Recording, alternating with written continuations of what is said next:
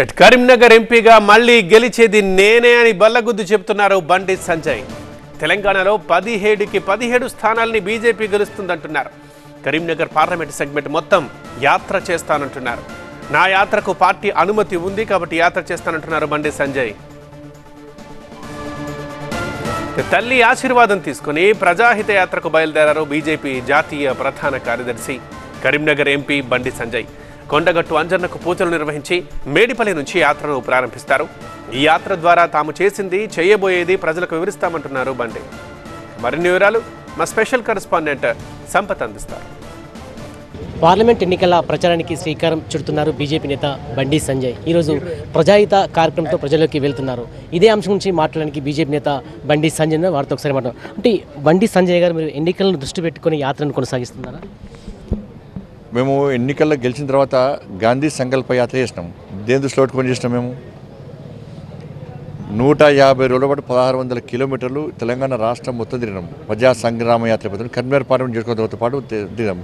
ఏ దృష్టికోణంతో చేసినాం? మేము నిరుద్యోగులకు భరోసా కల్పించడానికి యాత్ర చేసినాం. దేనికోసం చేసినాం? రైతులకు భరోసా కల్పించడానికి ఇవాళ అన్ని కొనుగోలు కేంద్రాలు తిరిగినాం. దేనికోసం తిరిగినాం? కాబట్టి నిరంతరం ప్రజల కోసం, ప్రజల్లో ఉండి ప్రజా సమస్యలు తీసుకొని ప్రజల సమస్యల కోసం ఫైట్ చేసి కేసులు, జైలు, లాఠీ దెబ్బలతో సహా అన్నింటినీ భరించే వ్యక్తి బండి సంజయ్, భారతీయ జనతా పార్టీ. కాబట్టి మాకు యాత్రలు కొత్త కాదు, యాత్రలు నిరంతరం చేస్తూనే ఉంటాం. దాన్ని ఏమి బదిలేదు. దాంతోపాటు యాత్ర యొక్క ముఖ్య ఉద్దేశము నరేంద్ర మోడీ గారిని తిరిగి 3వసారి ప్రధానమంత్రిగా చేయాలని చెప్పి. మీరు ఎంపీగా చేస్తున్నారా లేకపోతే బీజేపీ అభ్యర్థిగా పోటీ చేస్తున్నారా? మీకు అభ్యర్థిగా కన్ఫర్మ్ అని చెప్పి ప్రజలకు వెళ్తున్నారు. భారతీయ జనతా పార్టీ కార్యకర్తగా యాత్ర చేస్తున్నా, ఎంపీగా యాత్ర చేస్తున్నా, పార్టీ అనుమతితో యాత్ర చేస్తున్నా, ప్రజల కోసం పార్టీ కార్యకర్తలు అందరం కలిసి యాత్ర చేస్తున్నాం. ఇటు బీఆర్ఎస్ అదేవిధంగా కాంగ్రెస్ టార్గెట్ పెట్టింది. ఖచ్చితంగా కరీంనగర్లో మేము గెలవబోతున్నామని ముఖ్యంగా సీఎం రేవంత్ రెడ్డి కూడా ఈ సెగ్మెంట్ పైన దృష్టి పెట్టారు. ఎవరి పార్టీ వాళ్ళు గెలవాలనుకోవడం తప్పేం లేదు. వాళ్ళు గెలుస్తారనుకుంటే వాళ్ళ ఆలోచన మేమేంది కాదంటాం. మేము ప్రజల ఆశీర్వాదం కోసం పోతున్నాం. మరోసారి సంజయ్కి ఓటు వేయాలంటూ కూడా మీరు ప్రజలకు వెళ్ళబోతున్నారు. తప్పకుండా నాకు ఓటేస్తే మోడీ గారు ఓటేస్తుంటే కదా, మోడీ గారు ప్రధానమంత్రి చేయడమే కదా.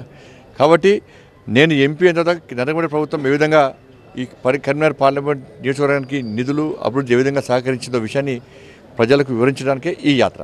చివరిగా మీకు తెలంగాణలో ఏ పార్టీతో పోటీ ఉండబోతున్నది? ఏ పార్టీతోని పోటీ ఉండదు. మేము సింగిల్గా వస్తాం. 17కు 17 స్థానాలు గెలవబోతున్నాం. సో మొత్తానికి కేంద్ర ప్రభుత్వం చేపట్టిన సంక్షేమ పథకాలను ప్రజలకి వివరించడానికే ఈ యాత్రను కొనసాగిస్తున్నట్లు బీజేపీ నేత సంజయ్ చెప్తున్నారు. కెమెరా పర్సన్ సలీంతో సంపత్, TV9 కరీంనగర్.